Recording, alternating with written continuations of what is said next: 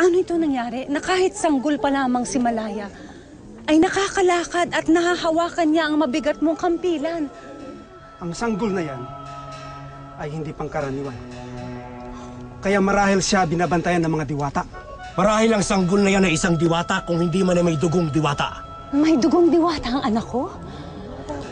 Napakapalad talaga namin pagkat kami ni Tarong ang napiling maging magulang niya. Tunay ngang mapalad tayo at ipinagkaloob sa atin lahat ang batang yan, Pinang. Ang batang yan ang ating magiging lakas sa sino mang magbabalak na lumusob sa atin.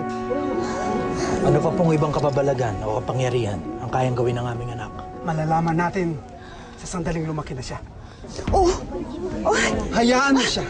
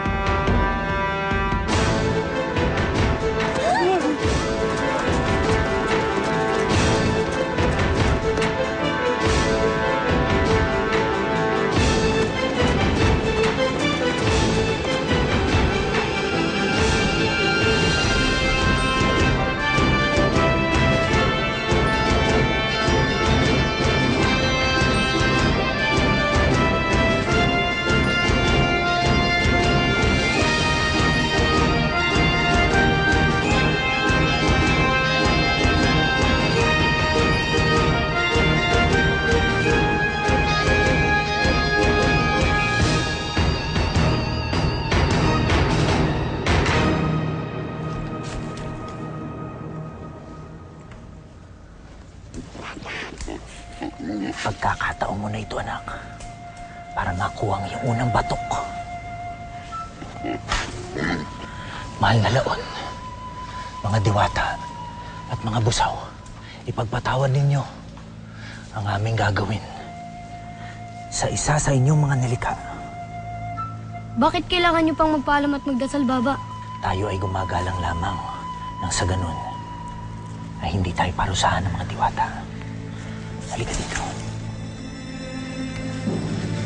Hawakan mo itong bangkaw. Higpitan mo. At saka mo tudlain ng buong lakas.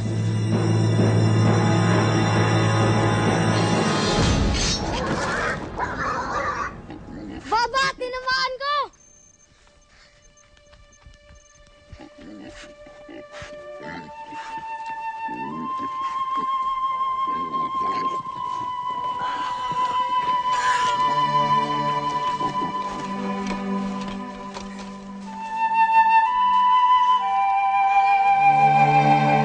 Mga kasama, sa ating pag-uwi, ipapaalam natin sa lahat na nakuha natin tong hayop na to. Dahil sa akin nag-iisang anak!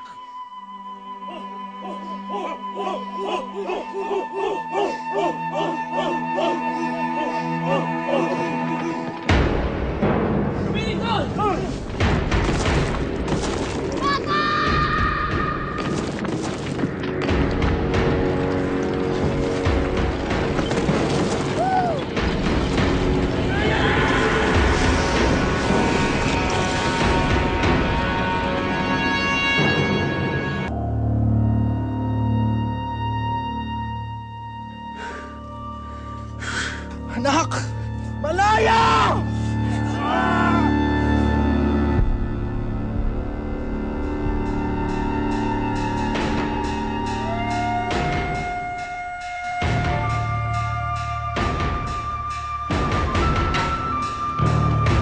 Tarong!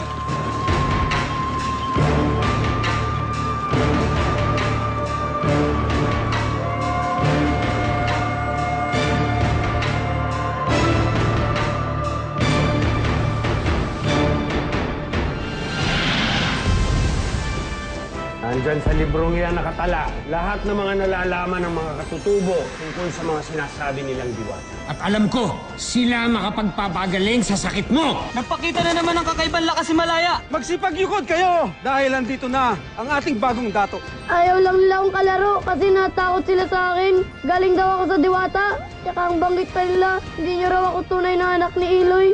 hindi natin maaaring itago sa kanya ang kanyang katauhan. Sino ka? Ako ay isang diwata. Halika, sumama ka sa akin. Saan niyo ba talaga ako dadalhin? Sa tirahan ng mga tulad naming mga diwata.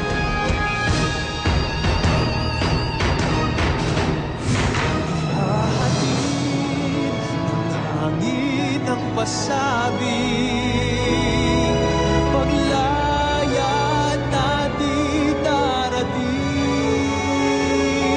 Kalakit ang pag-ibig na dalinsay, alay sa pusong naghihintay.